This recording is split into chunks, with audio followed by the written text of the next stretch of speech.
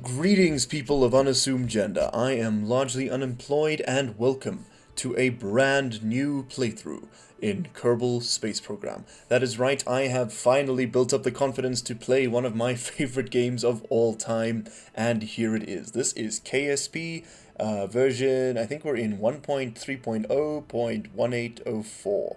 So that is the latest on the Steam branch of the stable versions, and that's where we'll be starting our playthrough. Hey guys, Future Me here. Just realized that I didn't mention it, but Kerbal Space Program, for those of you that do not know, is a semi-realistic astrophysics simulator. That is right, you basically go ahead and build up your own space program using realistic, or again, semi-realistic rockets in semi-realistic universe. And yeah, it's a pretty cool little game. You got to manage things from funds to science, which is research, to reputation, which, affords you better contracts and things. So, yeah, I really do enjoy the game. There's a lot of room for creativity and building and all sorts of cool stuff. So I hope you enjoy. Alright, Future Me here again, and again I realize I did not mention this in my first point, but the purpose of this playthrough, right, the modi operandus, our goal, is to try and explore, or that is to land on, every single planetary body in the Kerbal system. We do not necessarily need to put a Kerbal on each planet, but we definitely need to land on and hopefully return from every single planet in the Kerbal system, which I will go ahead and explain further along this video. If you haven't know what it looks like, just skip ahead to the time stated below, and you'll be able to see exactly what the solar system looks like. Now, this playthrough is going to be modded, and as always, I will give you a list. Give me a second. Voila, there it is. Okay, so I'm using the program CCAN. For those of you that do not know it, I will include a download link in the description below, as well as a link to all of these mods. And it is a download module manager for Kerbal Space Program. It has its flaws. I'm not a huge fan of it. It just makes modding a lot easier. You basically just select the mod you want to install, click apply, and voila, it's done. But it has a few issues. The biggest being that unless the mod in question is correctly tagged on either GitHub, Stardock, or CurseForge, it will not pick it up and place it on your potential mod list. So you can actually miss out on quite a few of your favorite mods updates, and then you have to go digging around anyway, and then when they finally are added to the CCAN list, it picks them up and freaks out, and it's just a nightmare. But anyway, yeah, here are the mods we'll be using. Oh, and a pro tip, if you install mods on Kerbal Space Program, don't uninstall them. It just breaks the game. Just leave them in there, ignore them, or alternatively uninstall them and reinstall your game. Because I find it really, especially like large part packs, it really breaks the game. Anyway, starting at the top, we are going to be using X Science, which is a very useful little mod that keeps track of the science experiments we have completed and recovered at the Kerbal Space Center. It also tracks the science we have gathered, which is held on vehicles and Kerbals. No matter what the game scene you're in, the current vehicle is, X Science always puts on all science held everywhere. Always reports on all science held anywhere. It's very useful. B9 part switch will allow us to change the properties of all of our parts in game, including the modded ones. Better burn time just displays a better burn time on our modules. I'm assuming, sorry, that you have a basic understanding of the game. The actual first episode, this is episode 0, episode 1, will actually include descriptions and explanations of how to do everything. It'll be minor tutorial, mostly a playthrough. Community category kit here, common parts for KSP mods, that's all it is. Same for the resource pack, it doesn't do anything, it just adds descriptors into the game. Easy Vessel Switch is a camera mod. Interstellar Fuel Switch is also a plugin for one of the other mods. Dual Biomes just adds biomes to the large gas giant in the game. Makes it more interesting to go and explore. Keep It Straight is another camera mod. Kerbal Alarm Clock is exactly what it sounds like. It's an in-game alarm clock that allows you to set alarms and designate when you want to, sort of skip to maneuver nodes, and it'll become self-explanatory in use. Kerbal Attachment and Inventory System are sort of sold together, and they are exactly what they sound like. This allows you to attach and remove parts live in-game, which is not possible in the stock game, as well as store those parts that you would like to attach or remove. Engineer Redux is a UI add-on that gives you a lot more information about what's going on with your spacecraft, as well as very useful Delta V estimates when building spacecraft for various biomes and things. It's very useful. Copernicus Planetary Modifier is exactly what it sounds like. It is a simple plugin that allows mods to make changes to the planets in the game, and that just goes with dual biomes. We may eventually be adding Outer Planets mods, the Outer Planets mod, if it's updated for a bit of late game, but that's far in the future. AVC is just a version checker for the mods. Less grindy science is well, it's exactly what it says. Science in this game is unbelievably grindy. It is a resource you use to purchase new technologies, and less grindy science just really, wow, it really just helps with that, because often you find yourself having to bring, modules back to Kerbin, or back to Earth, to get your, full science value. This just gives you a minimum 75%, and then maximum, of course, being 100%, as opposed to the minimum 30% if you transmit. Modular Flight Integrator is another plugin. I'm not sure what it does. Module Manager just allows mods to be added to the game. Not So Simple Construction is a very useful mod, and one that we will be putting to use. It allows us to craft off planet. So we can build an orbital dock, or I think this is the one that uses stakes. Yeah. So we place a stake on the moon or on another planet or whatever, and if we have enough resources, we can craft another vehicle without having to send it all the way from Kerbin. These are just expansion pro parts, allows little heat shields, solar panels, etc., etc. It's very useful. Simple Construction is just it's the base mod for the add-on here. Sounding Rockets adds smaller rockets to the start of the game, just makes those early missions a bit more realistic. State Funding is another crucial mod to this. Yeah, I'll put all the crucial ones in a separate list. But state funding, basically we pick a government, and they have a certain funding style, and every 106 days, I think, we get picked to see whether or not we're going to be dealing with, whether or not we're going to be fined or rewarded for our progress and our achievements with our space program. And different governments like different things. There's the state approval, which is, very practical. It requires, if you've got more coverage of a planet, you've got more research stations, you're making more money, then, the state will enjoy it. And you have popular opinion, which is affected by things like, positive tourism ratings, not killing your Kerbals, putting your Kerbals on missions rather than doing drones, things like that. Tech Life Support will just add a bit of challenge to the game, a bit more challenge to the game, as it will include life support mods, Tech Life Support will just add a bit of challenge to the game. It will include life support. I think it's water, food, and electricity specifically, all of which are producible to some extent. I think you can have a fully closed cycle if you have enough power. I think. I'm not sure. It also adds, water recyclers and things. Twig scale is exactly what it sounds like. You're able to rescale your parts, so you're not confined to the stock parts size sort of differentials, which is quite nice. This is another extremely important mod, Unmanned Before Manned, which will completely move around the tech tree. In fact, actually, we need the community text tree, but it isn't updated for this mod version, which is very annoying. I will say in the first episode, if I've managed to get it to work, but at the time of this recording, I haven't. And then finally, USI Tools is just a library for the, I think it's for KAS and KIS. It's just the way they use their tools. And then, of course, as you can see, there are a couple hundred mods listed here, but there are in reality about 1,000 or so mods for Kerbal Space Program. So let's switch back to it. There we go. Now, just quickly going into the settings of our actual playthrough.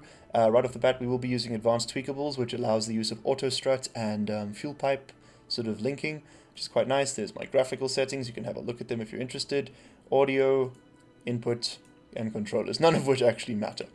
So let's just hit out and hit start game. I ignore the resume game. I have just been running some tests. And we will be starting a brand new game. That's right. And we will, of course, be calling it LU Inc. There we go. Oh, Inc. LU Inc. Largely Unemployed, Incorporated. Oh, perhaps actually Industries. There you go. You guys never see this again. This is just so that I can keep track of it. And I'm just going to put a little mnemonic on the end there. YTP, there we go. That's YouTube playthrough, for those of you wondering. We will, of course, be playing in Korea mode, and we will be using a custom flag. I haven't uploaded it yet, my apologies. I can't quite get the textures to fit, but it will say largely unemployed on it. So let's go to our game settings. Now, this is, of course, the most interesting of all the things, and we're going to go right ahead and switch over to hard mode. That's right, we're going to be playing it tough. but with one minor change, and that is that we're going to move the science rewards back up to 100%. Now, I really don't mind that everything else is at 60, that everything else is more severe. We really do need that science reward 100%. Otherwise, it's just massively grindy, and it's not fun for anybody.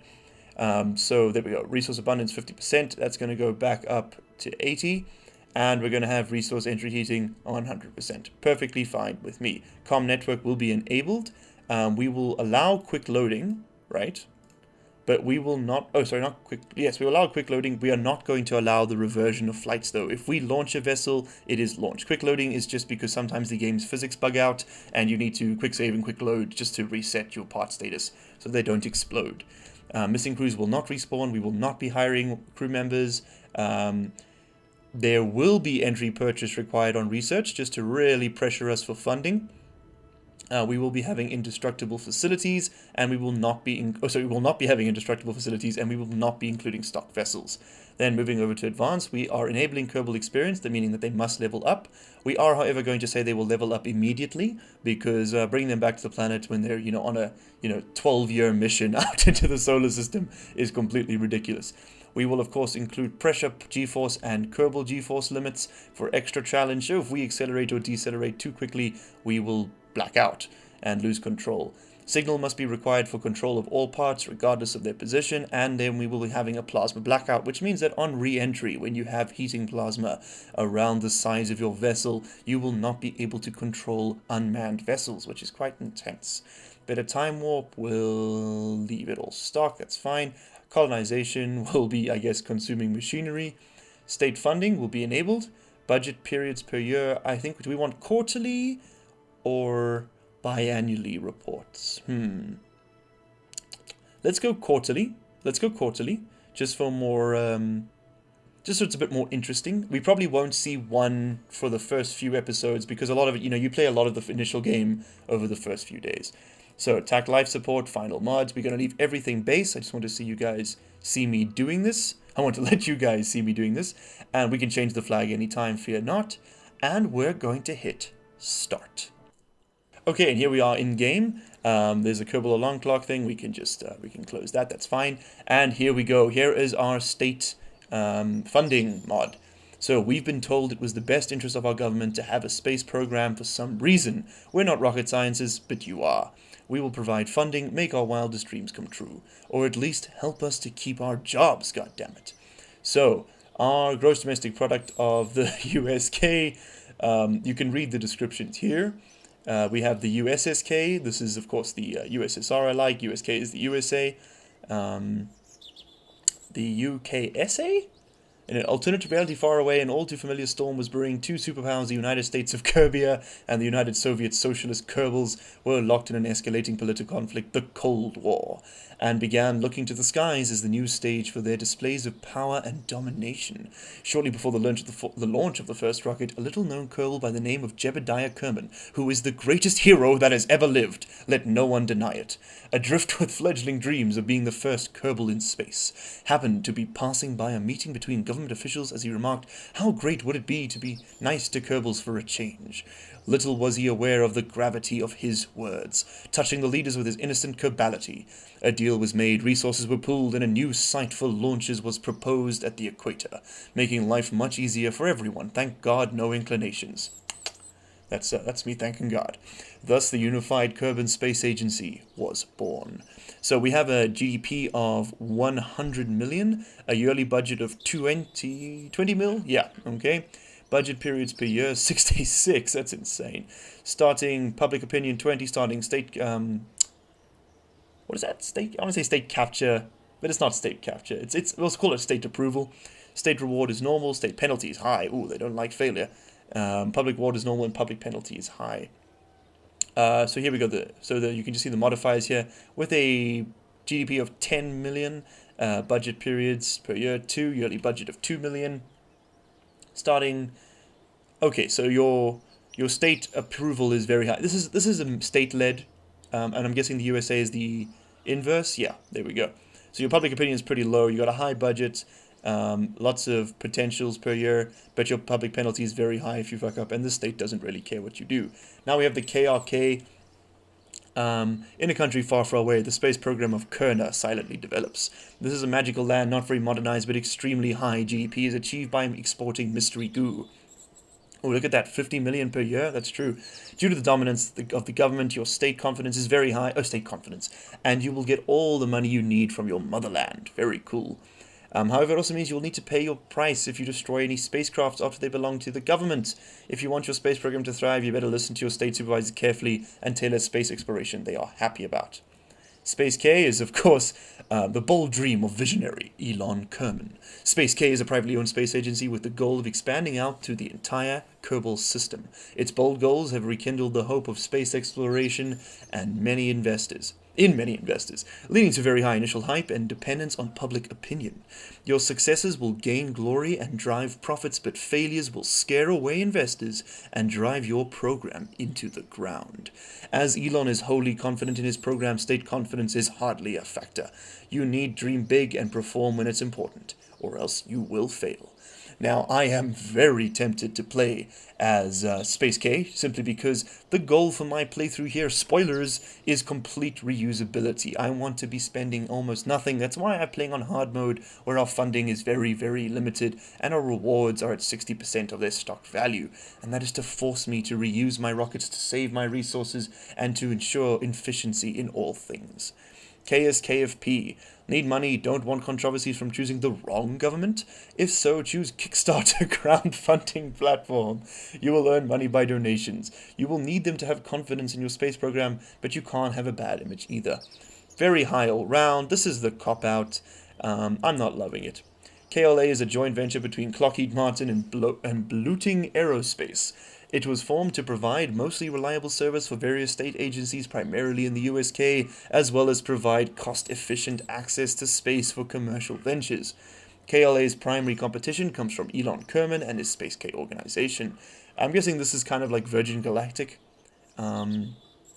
In an effort to spur public interest in space exploration, CEO Bruno Corey Kerman recently announced plans to expand KLA's civilian commercial offerings to include plans for a space hotel. Now we are talking. Only time will tell if the KLA can retain a large enough share of the government contract while trying to impress a seemingly oblivious public more than Space K. Now, I do like the look of KLA. State reward high, state penalty very high, state reward normal, public reward, penalty very high. So the penalties are high, but your rewards are higher. With Space K, it's low and it's high. It's not looking amaze. Yeah, I think we're going to go with the KLA. The Kerbal Liberation Army. I don't care what you tell me it means. That's what it means. Kerbal Liberation Army. Accept your new overlord. Your green-skinned, bulgy-eyed overlords. Thank you very much, Gene Kerman. You can read that if you're interested. And that's about it. Okay, so I'm going to give you guys a quick overview of how the KSC works and what all the bits are so that we can get right to it in the new episode. Next episode, yes. So, new review of report available. We can see the review. So we have received 5,000 funding. Thank you very much. Our public opinion is still 50. State confidence is 50, etc., etc. Our active Kerbals are 0, yada, yada, yada. Okay, so we've got absolutely nothing going. Oh, I really wish I could. I don't seem to be able to. Oh, there we go. I can scroll down with the click in there and then move your arrow keys. It could be worse. I agree. Okay, cool. So we've been given some cash. That's nice. Now, your space center is made up of multiple buildings. You have your launch pad right over here, where obviously the buildings are launched. You have the trawlerway, which is not active. It's basically where your rockets are rolled out on. There's a mod, actually, that makes it take time to do that. I'm not going to be playing with that one. We then, of course, have the vehicle assembly building, the VAB, which is where your rockets are constructed. Next to it, we have the tracking station, which is exactly what you think it is. To the left of the VAB, we have mission control. To the side of that, we have the spaceplane hangar, where you construct your aircraft. Basically, it's the VAB. It's the exact same structure, just horizontal. This one you build vertically. You can build horizontally, but it's more comfortable to build vertically. And this one, it's more comfortable to build horizontally. But you can essentially do either. And you can launch off either But launching off the run pad is a brave man's game, that's for sure. Launching rockets, anyway. And I think launching an aeroplane off of the launch pad would be an even braver man's game. Then, of course, we have the runway, which is just a shitty strip of dirt for now. All buildings have 3 tiers to them, by the way, which you right-click and then click on upgrade once you have the fundage to do so. Then we have the astronaut complex right over here where our Kerbals are housed and recruited if we want to. We have our administration building where we can pick policies, which in fact we are actually going to do right now. We're going to take... Oh, we can't afford the setup cost, damn it. But we're basically going to go for the unpaid research program because it takes 5% of our reputation gains from contracts and gives us 1 science for each. Then we have the tech tree in the research and development lab. This tech tree may look different in the next episode, depending on whether or not I can get the community tech tree to work. I would far prefer it. Here's our start node and all of the starting bits we've got. We'll go into those in the first episode, fear not. And that's about it. So let's go into the tracking center. And you can see it. Here's where all our ships would be listed. And here, of course, is the currently focused on Kerbal system with our little mun. Oh, isn't it just adorable? This is, of course, all 1/10 scale of the Earth, and it is a completely realistic, well, not completely realistic, but it is a pretty realistic, you know, with a few concessions given, physics simulator, astrophysics simulator. Here is Kerbal's second moon, Minmus, which is said to be made of delicious, oh god, which is said to be made of delicious, delicious ice cream. So, let us go out. In fact, why don't we quit here? Can we press M in this view? No, we cannot. Okay, never mind. My mistake.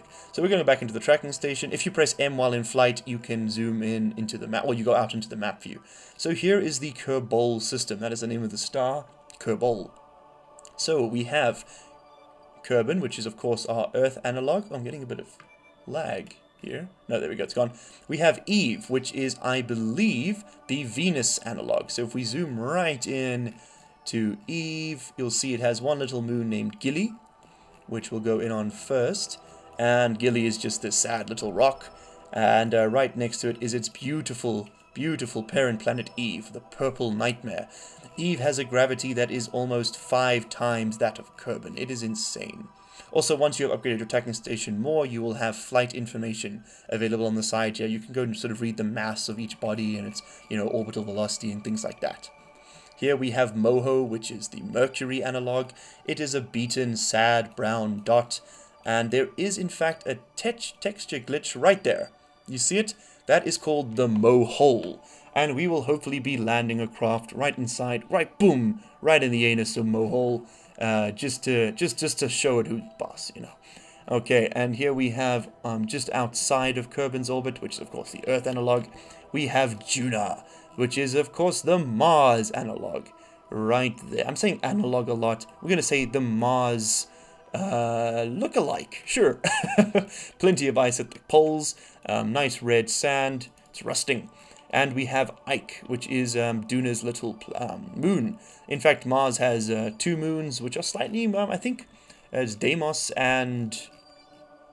Oh god, I've forgotten the other one's name now. Damn it, but they're both, one of them's moving away from it very slowly, another one's moving closer very slowly. So, you know, a few 100 million years, Mars would only have no moons. Shame. Here we have Dres, which I think is supposed to be the analog of Ceres, I think. Because it is sort of, the Ceres is the largest, of course, you know, Kuiper Belt object, and there's no Kuiper Belt simulated in game. You do get asteroids, by the way, which you can go and actually like fetch and move around and things, which is pretty damn cool. You can intercept them and study them and bring them back to Kerbin or crash them into the planet if you really want to, you know, kill some people. And then we have Jool, which is the Jupiter analog. As you can see, there is no Saturn. There is no Uranus, and there is no Neptune either. But there is Jool, and there is a Pluto analog. So, here we have Jool, the big green giant, and there is the great green dot of Jool. Pretty damn cool. We have one of its Jool has many moons, as you can see. We have Lathe, which is the only other planet in the Kerbin system with a partially oxygenated atmosphere, which is pretty damn cool. We have Val, which looks very similar to Minmus. It is a frozen, icy wasteland. We have Tylo, which is a rather annoying planet to land on. It has the exact same gravity as Kerbin, so 10 meters per second, or 9.8, but it does not, unfortunately, have an atmosphere, which means that, you know, when you land on Kerbin, you just hit the atmosphere and you break. Here you have to do propulsive landings. which is extremely difficult. It's sort of 2,500 meters per second of delta V. Here we have Pole, which is a rather interestingly colored little planet. Very high mountains, very easy to smash into them by accident when in orbit. And here, of course, we have Bop, which is the lowest mass moon of Jool. It's basically just an asteroid. In fact, its mass is so unbelievably small, it hasn't been able to pull itself, or its gravity is so weak, it hasn't even been able to pull itself into a sphere. The mountains on that one will absolutely murder you. The gravity on those planets is, of course, extremely small, so landing on them is as little work as, well, you can actually do it with the EVA pack, the little jetpack that Kerbals wear.